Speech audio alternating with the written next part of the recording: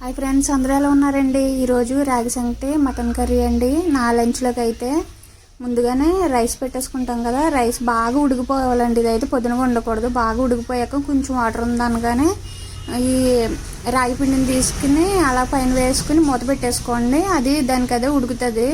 నెమ్మదిగా ఇలా ఉడికిన తర్వాత ఒకసారి కలిపేసుకుందామండి. ఆ రైస్కి ఈ పిండి అంతా పట్టేసేలాగా మొత్తం కలిపేసుకోండి. గట్టిపడిపోతుందండి, కొంచెం వాటర్గా ఉంటే బాగుంటుంది.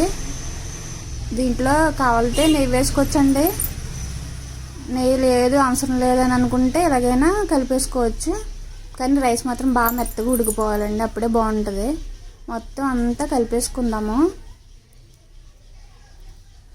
రాగి పిండి కూడా చాలా మంచిది కదండి, ఐరన్ అందుతుంది మనకి, ఎముకలకి గట్రా చాలా మంచిది. మొత్తం కలిపేసుకున్నాం కదండి. రాగి సంగటి అయితే రెడీ అయిపోయింది.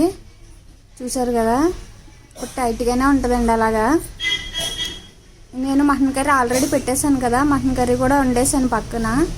ఇంకోండి రాగి సంగటి మటన్ కర్రీ గ్రేవీతో వేసుకోండి, సూపర్ అదిరిపోద్ది. నచ్చితే లైక్ అండ్ సబ్స్క్రైబ్ అండి. థ్యాంక్ యూ అండి.